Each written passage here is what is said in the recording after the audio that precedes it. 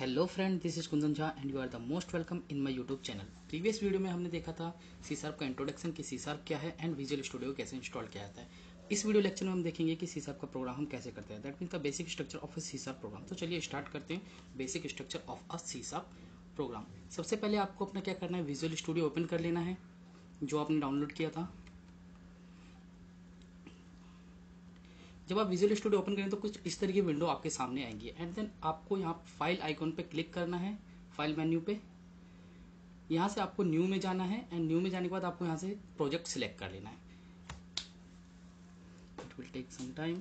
Okay, project select करने के बाद आपको यहाँ से ये visual C sharp language select करना है।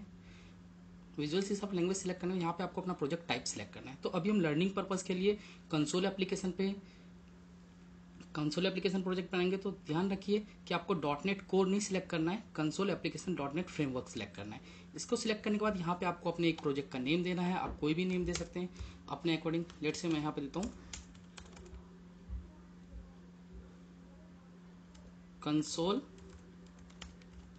एप्लीकेशन 1 एंड देन यहाँ पे आपको लोकेशन सिलेक्ट करना है जहाँ पे आप इस वीडियो को जहाँ पे आप इस प्रोजेक्ट को रखना चाहते हैं। लेट से आप ये लोकेशन ब्राउज कर सकते हैं यहाँ से एंड लेट से मुझे डेस्कटॉप पे रखना है, तो मैं यहाँ से डेस्कटॉप पे जाता हूँ और मैं एक यहाँ पे न्यू फोल्डर क्रिएट कर देता हूँ।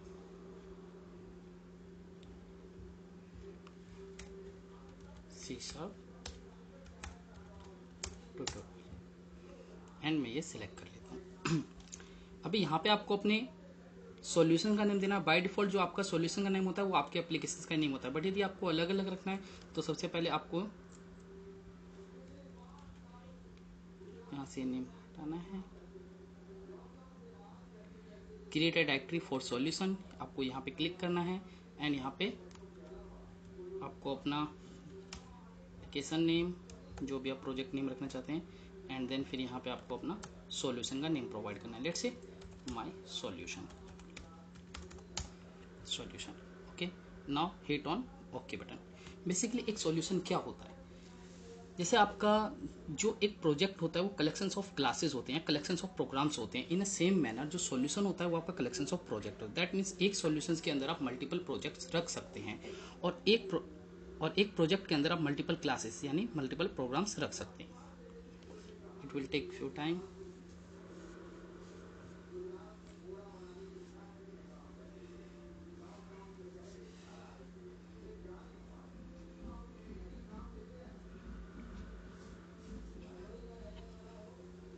ओके फाइन, अभी आपका ये सॉल्यूशन क्रिएट हो गया है और आपका यहाँ पे प्रोजेक्ट क्रिएट हो गया है।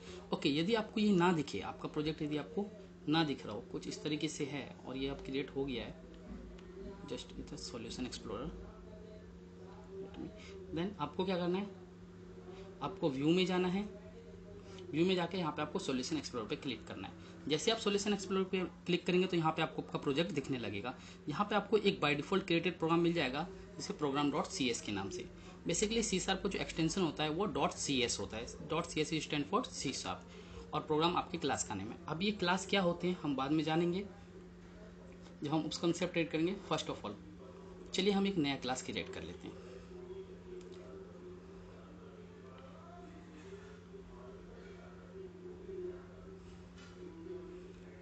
राइट क्लिक,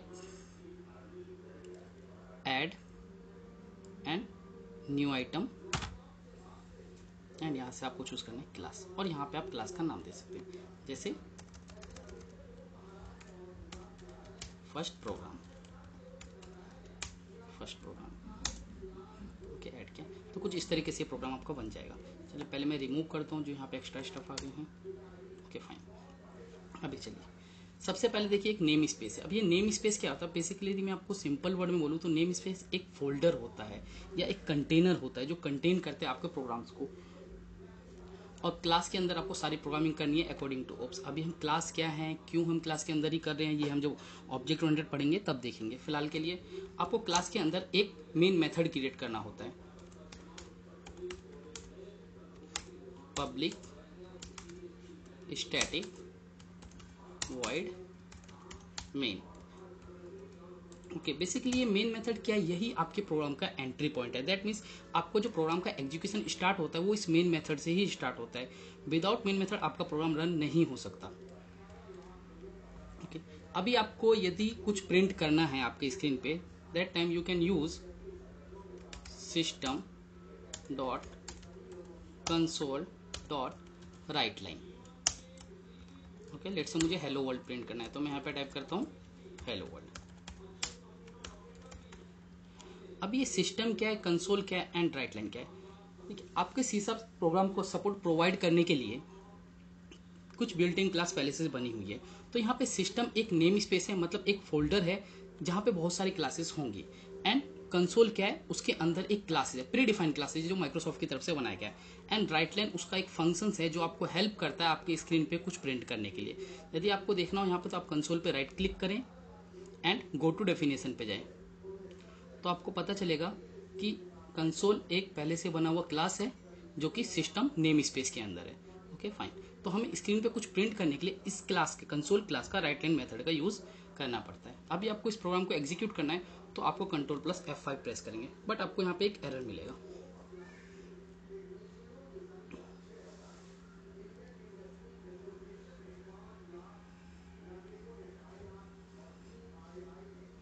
जस्ट ये कंपाइल कर रहा है आपका कोड।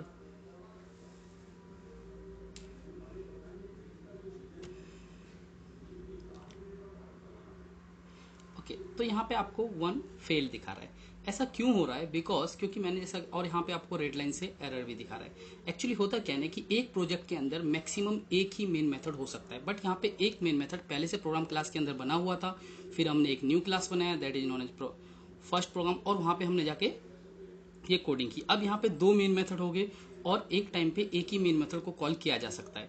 तो हमें क्या करना होगा, हमें सेट करना होगा कि हम कौन से मेन मेथड को कॉल करना चाहते हैं। तो उसके लिए आप अपने प्रोजेक्ट पे, जो भी आपका प्रोजेक्ट है, जैसे मेरा कंसोल एप्लीकेशन 1 है, उस पर राइट क्लिक करें और यहाँ से आप प्रॉपर्टीज को सिलेक्ट कर लें।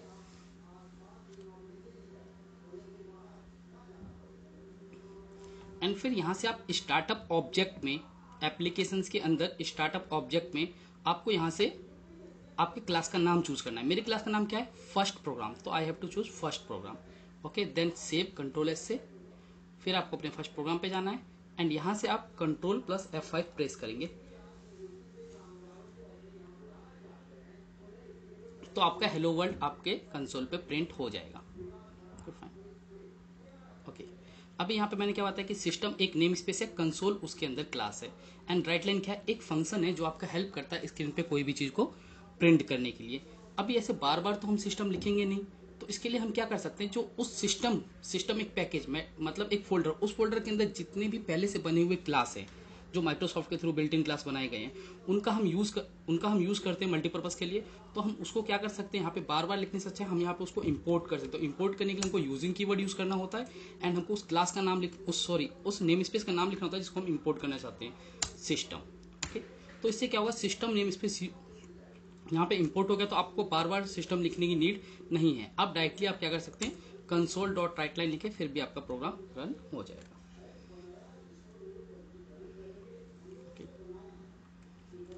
तो अभी हम आते हैं कि बेसिकली एक नेम स्पेस होता क्या है। होप सो आपको ये बेसिक स्ट्रक्चर प्रोग्राम का समझ में आया होगा।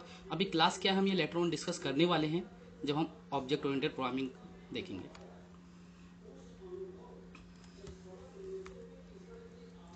बेसिकली एक नेम स्पेस क्या होता है, namespace in C sharp are used to organise your C sharp program. एक नेम स्पेस आपके सी शार्प प्रोग्राम को ऑर्गेनाइज करने के लिए यूज किया जाता है। It can be considered as a container which consist of other namespace, classes, interface etcetera. अभी इंटरफेस क्या है, क्लासेस क्या है, हम उपसंसेप्ट में ये सारी चीजें देखने वाले हैं। बट एक नेम स्पेस के अंदर भी एक नेम स्पेस हो सकता है, मतलब एक फोल्डर के अंदर भी एक फोल्डर हो सकता है। Namespace are not mandatory in C sharp. Namespace mandatory नहीं है सी शार्प में, कोई जरूरी नहीं कि आप नेम स्पेस ही यूज करें। यदि आप नेम स्पेस का यूज नहीं करते और डायरेक्टली आप अपने प्रोग्राम को ऐड करते हो तो बाय डिफॉल्ट एक ग्लोबल नेम स्पेस में चला जाता है, but they do play an important role in separation of your code. अभी समझिए क्या होता है, सपोज करो कि आपके पास 2 क्लास है सेम नेम से, जैसे first program and first programme.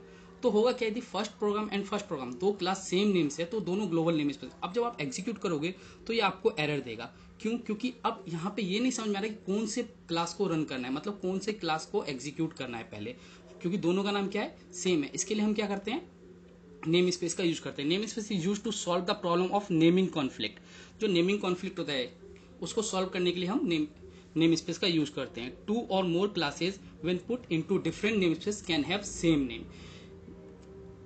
यदि आपको first program and first program दो क्लास का नेम सेम रखना है तो आपको उसको डिफरेंट नेम स्पेस के अंदर रखना होगा। दैट मीन्स पहला आपने रख दिया नेम स्पेस 1 के अंदर एंड दूसरा आपने रख दिया नेम स्पेस 2 के अंदर। ओके, नेमिंग कॉन्फ्लिक्ट क्या होता है? 2 और more class with same name in a name space. यदि एक ही नेम स्पेस के अंदर दो क्लास के सेम नेम है तो हम इसको नेमिंग कॉन्फ्लिक्ट प्रॉब्लम कहते हैं। A name space can contain another name space inside it is called as nested name space. एक नेम स्पेस के अंदर भी दूसरा नेम स्पेस हो सकता है। दैट मीन द फोल्डर के अंदर फोल्डर हो सकता है। नेम स्पेस एक लॉजिकल स्ट्रक्चर है, it's not a physical structure. ये जस्ट एक फोल्डर है, ये कंटेन करता है आपके programs. Okay, to define a name space in C# we will use the namespace keyword followed by the name of the namespace. Namespace को हम define करने के लिए हम पहले नेम स्पेस कीवर्ड का यूज करते हैं एंड देन लाइक सबसे पहले हमने यहाँ पे यूजिंग किया था।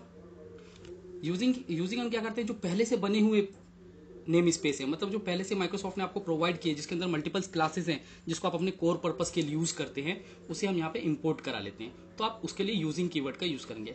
फिर आपको अपना नेम स्पेस यहाँ पे डिक्लेयर करना होता है। जैसे नेम स्पेस मैं C# ट्यूटोरियल, C# ट्यूटोरियल एक क्या एक फोल्डर है, उसके अंदर मैं एक क्लास उसके अंदर मुझे क्या बनाना है? एक क्लास बनाना है, C# क्लास फर्स्ट प्रोग्राम।